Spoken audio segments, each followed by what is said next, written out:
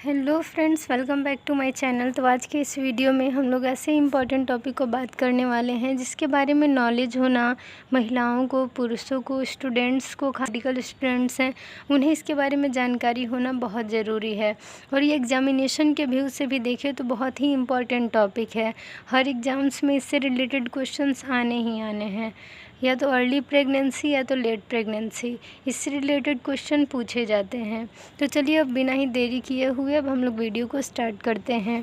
तो इस वीडियो में हम लोग पढ़ेंगे अर्ली प्रेगनेंसी क्या होता है, एबॉर्शन क्या होता है, एबॉर्शन कितने तरह के होते हैं, क्या क्या ट्रीटमेंट होता है, किस तरीके से जांच कर सकते हैं, इन सभी बातों को हम लोग समझेंगे। और क्या लक्षण आते हैं तो हम लोग जानेंगे कि ये एबॉर्शन है, और कैसे जानेंगे कि अर्ली प्रेगनेंसी में किस तरह के लक्षण आते हैं। सबसे पहले हम लोग समझते हैं कि अर्ली प्रेगनेंसी होता क्या है। अर्ली प्रेगनेंसी का मतलब है कि पहले 12 सप्ताह, यानी कि जो पहले 12 सप्ताह होते हैं, यानी समझिए तो जो पहला ट्रिमेस्टर है, 1 महीने में 4 सप्ताह होते हैं, तो 3 महीना जो है यानी पहला ट्रिमेस्टर जो है वो आपका अर्ली प्रेगनेंसी का टाइम ड्यूरेशन है।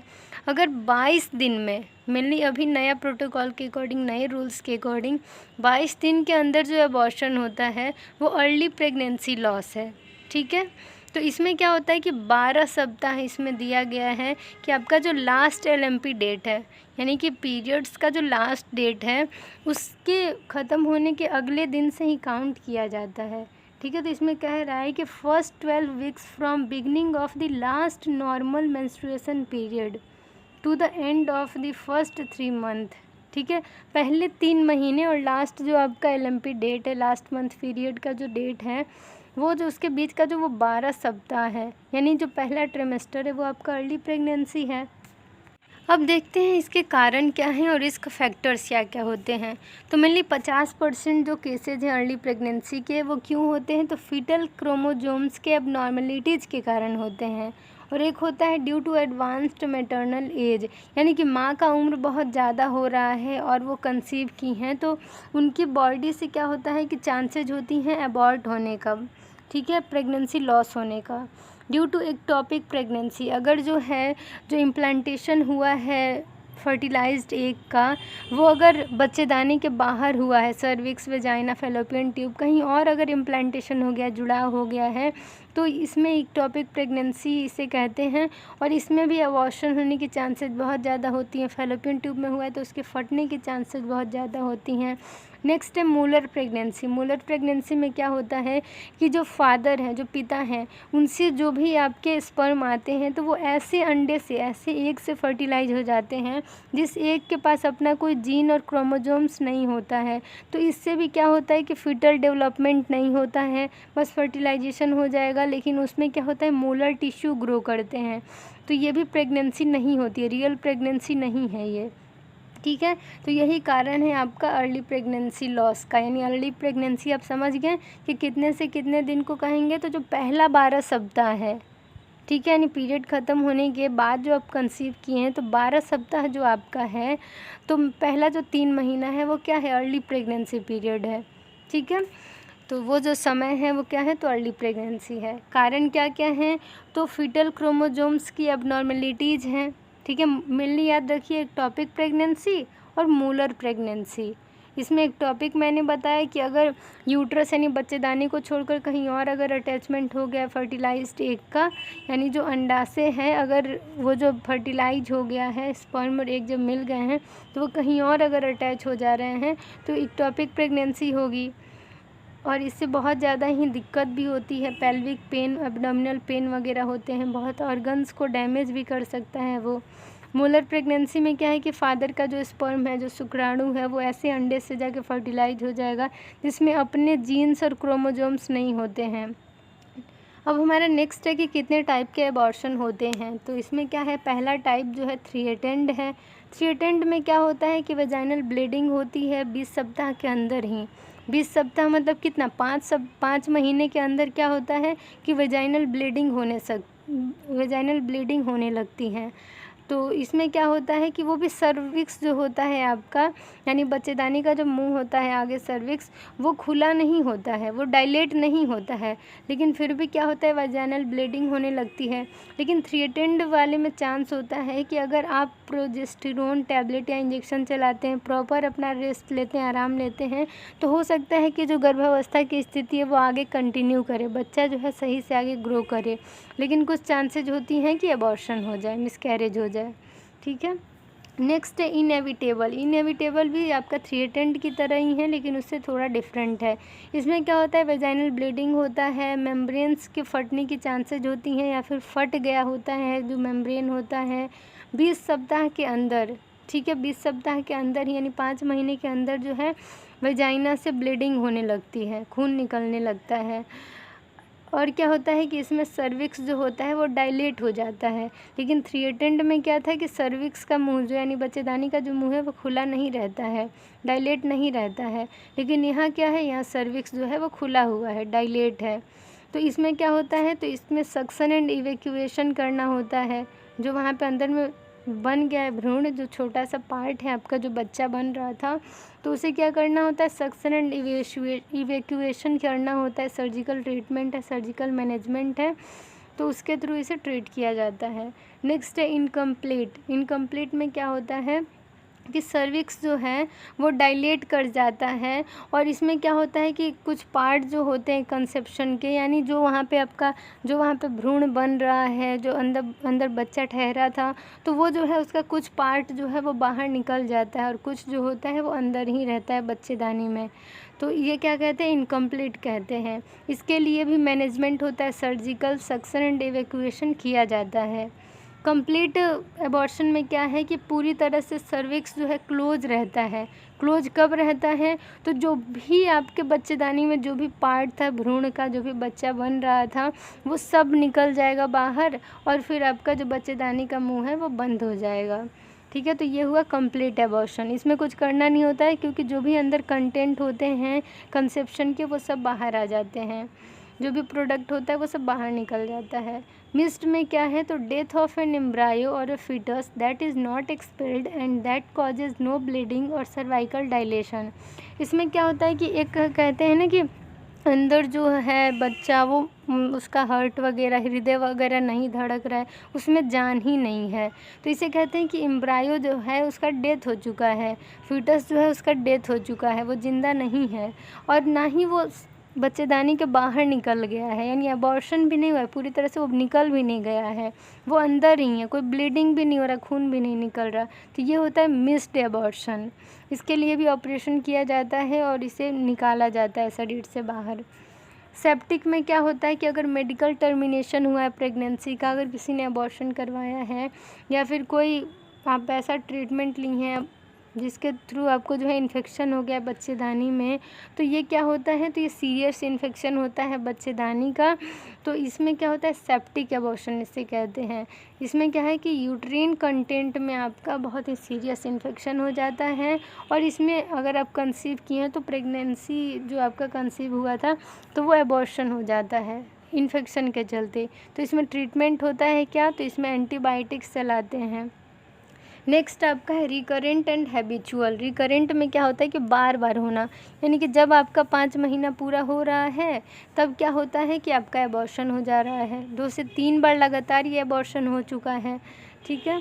इंड्यूस्ड में क्या होता है कि प्रेगनेंसी को टर्मिनेट किया जाता है, यानी जो गर्भावस्था है अगर कोई चाहता है कि मुझे ये बच्चा नहीं चाहिए तो वो क्या करवाते हैं, तो एबॉर्शन करवा लेते हैं, तो वो हुआ इंड्यूस्ड यानी टर्मिनेशन ऑफ प्रेगनेंसी।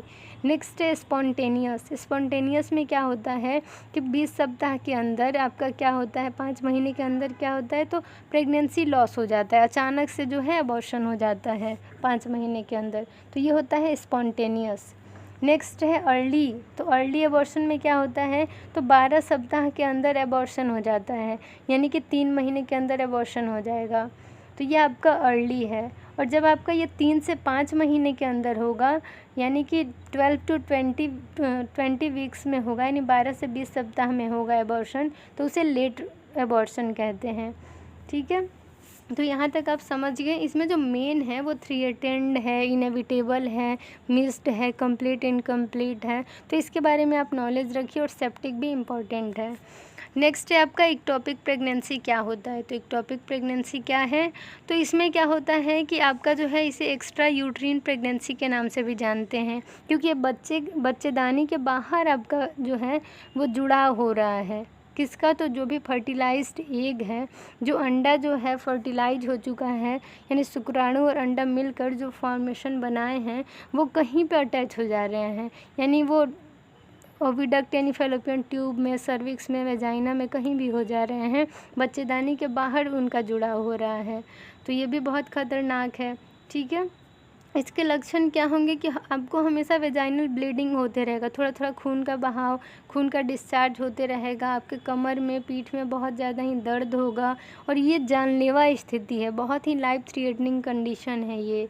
इसमें क्या होता है, तो जो आपका ओविडक्ट है, जो फैलोपियन ट्यूब है, उसके रप्चर होने का चांस होता है।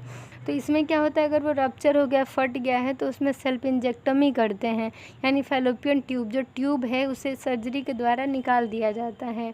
तो ये इक्टोपिक प्रेगनेंसी में किया जाता है। नेक्स्ट है मोलर प्रेगनेंसी। तो मैंने जैसा बताया आपको कि जो फादर हैं, जो पिता हैं, तो उनसे जब स्पर्म आता है तो वो स्पर्म जो होता है, शुक्राणु, वो ऐसे अंडा से, ऐसे एग से फर्टिलाइज होता है जिसके पास कोई जीन नहीं होता है, कोई क्रोमोजोम्स नहीं होते हैं। तो इस दौरान क्या होता है कि जो बच्चेदानी है, जो ओम्ब है, यूट्रस है, उसमें बस मोलर टिश्यू का ही ग्रो होता है। किसका ग्रोथ होता है, तो मोलर टिश्यू का। और ये नॉर्मल यूट्रस से ज़्यादा इस यूट्रस का साइज़ बड़ा होता है। बच्चेदानी का जो आकार होगा वो नॉर्मल जो बच्चा ग्रो करता है, नॉर्मल प्रेगनेंसी जो होती है, उससे ज़्यादा इसमें ग्रोथ होगा, उससे ज़्यादा बड़ा साइज़ होगा, क्योंकि ये एबनॉर्मल है, ये सही नहीं है। इसमें बच्चे का ग्रोथ थोड़ी ना हो रहा है, इसमें तो अलग जो वेसिकल्स हैं, जो टिश्यू हैं, वो ग्रो कर रहे हैं। एक तरह का आपने सिस्ट और ट्यूमर सुना होगा, उसी तरह का ये भी है कि मोलर टिश्यू ग्रो करने लगते हैं। ठीक है, इसमें जो ग्रोथ होता है वो बहुत ज़्यादा होता है। ऑपरेशन के द्वारा या फिर आपको कोई अच्छा दवाइयाँ दी जाएं, अच्छा ट्रीटमेंट दिया जाए, तो इसमें मेडिसिनल ट्रीटमेंट देना ज़रूरी है, यानी मेडिसिन्स दे सकते हैं जिससे कि जो भी मोलर टिश्यू हैं वो सही हो जाएं। नहीं तो इसमें मेन जो ट्रीटमेंट है वो सर्जरी ही होती है, ऑपरेशन नहीं किया जाता है और सारे मोलर टिश्यूज को निकाल दिया जाता है। नेक्स्ट है कि जांच कैसे करेंगे, पता कैसे लगाएंगे, इन्वेस्टिगेशन क्या क्या करना है। तो जो मेन है वो है पर वेजाइनल एग्जामिनेशन, यानी वेजाइना के थ्रू एग्जामिनेशन करना है। और आपको एग्जामिनेशन कहाँ से करना है, तो पर स्पेक्यूलम एग्जामिनेशन भी आपको करना है। और आपको बीटा HCG का जो है डायग्नोसिस करवा लेना है, इन्वेस्टिगेशन करवा लेना है। बीटा HCG का मतलब है बीटा कोरियोनिक गोनाडोट्रोफिन। ठीक है, जो कि आपके यूट्रस के थिकनिंग में मदद करता है, ब्लड सप्लाई में मदद करता है। और प्रेगनेंसी के टाइम ये जो हार्मोन है वो बहुत ही इंपॉर्टेंट रोल प्ले करता है। आपको ये टेस्ट करवा लेना है, प्लस में आपको अल्ट्रासाउंड भी करवा लेना है। अब इसके बाद नेक्स्ट है, हम लोग समझते हैं कि सिम्टम्स क्या क्या होते हैं, अर्ली प्रेगनेंसी के लक्षण क्या हैं। तो इसमें है कि पहला चीज़ तो है कि मिस्ड पीरियड्स, यानी एमेनोरिया होगा, पीरियड्स नहीं आएंगे, जो मासिक धर्म है, जो माहवारी है, वो नहीं आएगी। नोजिया एंड वॉमिटिंग, यानी कि आपको उल्टी जैसा महसूस होगा या फिर उल्टी होगी। सोर, टेंडर एंड सोलेन ब्रेस्ट, यानी आपके जो ब्रेस्ट हैं, जो छाती है, उसमें भी बदलाव आएगा। उसमें भी क्या हो कि थोड़ा सा आपको जो है दर्द महसूस होगा, थोड़ा सा पहले से जो है स्वेलिंग उसमें महसूस होगा, थोड़ा बढ़ा हुआ महसूस होगा। फिर है कि फैटिग, आपको बहुत थकान महसूस होगी, हल्का कमज़ोरी महसूस होगी, आपको बार बार यूरिनेशन का महसूस होगा, बार बार वॉशरूम जाना होगा, बार बार आपको बाथरूम लगेगा। तो ये सब जो है वो लक्षण हैं प्रेगनेंसी के, जो नॉर्मल प्रेगनेंसी होती है। जैसे सुबह सुबह आपको जो है बहुत ही थकान सा लगना, चक्कर सा आना, बहुत ही आपको कोई भी गंध जो है बर्दाश्त नहीं होगा, बहुत सेंसिटिव हो जाएंगे स्मेल के लिए। आपको किसी किसी चीज़ का स्मेल इतना बेकार लगेगा कि आपको तुरंत वॉमिटिंग सा महसूस होगा या फिर तुरंत आप वॉमिटिंग कर देंगे। ठीक है, ये सब मेन लक्षण हैं। नेक्स्ट है कि एबॉर्शन के सिम्टम्स क्या क्या होते हैं। तो आपको जो है थोड़ा थोड़ा ब्लीडिंग होते रहेगा, या फिर किसी कंडीशन में बहुत ज़्यादा ब्लीडिंग होता है एबॉर्शन में। एमेनोरिया होगा, यानी आपको इसमें क्या है, मेंस्ट्रुएशन साइकिल तो नहीं आ रहा, वो तो एब्सेंट है, लेकिन फिर भी वेजाइना से ब्लीडिंग हो रही है। डिस्चार्ज होगा, यानी कुछ कुछ जो है वहाँ से फ्लूइड डिस्चार्ज होते रहेंगे। पेट में दर्द होगा, पेट के नीचे के हिस्से में जहाँ पे बच्चेदानी है उसके आसपास। आपको उल्टी सा महसूस होगा। तो ये सारे कुछ लक्षण हैं जिसके ज़रिए आप समझ सकते हैं कि किसी महिला के साथ क्या दिक्कत होने वाला है, क्या दिक्कत हो रहा है। तो आई होप ये छोटा सा वीडियो आपके लिए बहुत हेल्पफुल होगा। तो इसी तरह से इस वीडियो को यहीं पे एंड करते हैं। आई होप ये वीडियो आप लोग के लिए हेल्पफुल हुई होगी। जो वीडियो है वो एग्ज़ाम्स के लिए आपके लिए काफ़ी हेल्पफुल होंगी, क्योंकि इसमें जो टॉपिक अर्ली प्रेगनेंसी वो एग्ज़ाम्स में पूछे जाते हैं। और आपको ऐसे जनरली अगर नॉलेज के लिए भी हो तो आपको प्रेगनेंसी रिलेटेड नॉलेज होना चाहिए, क्योंकि हर घर में प्रेगनेंसी कंसीव ज़रूर होती हैं। तो आप लोग ये सारी जानकारी अपने पास रखिए कि किस कंडीशन में क्या हो रहा है और आपको क्या एक्चुअल में ट्रीटमेंट लेना है। सही इलाज लीजिएगा तभी उनका स्वास्थ्य सही रह पाएगा, क्योंकि कोई कंडीशन ऐसी होती है अबॉर्शन में कि वो जानलेवा होती है, यानी अगर आप देर कर देंगे तो उसमें जान भी जा सकती है। तो इसीलिए सावधान होइए, सतर्क रहिए। तो अगर आप चैनल पर नए हैं तो प्लीज़ चैनल को सब्सक्राइब कर दीजिए और बेल आइकन को प्रेस कर दीजिए, ताकि आपको सारी लेटेस्ट वीडियो की अपडेट्स मिलती रहें। ऐसे ही चैनल से जुड़े रहिए, अपने प्यार और सपोर्ट बनाए रखिए। Thank you, bye, take care. मिलते हैं एक नेक्स्ट वीडियो में नए कंटेंट के साथ।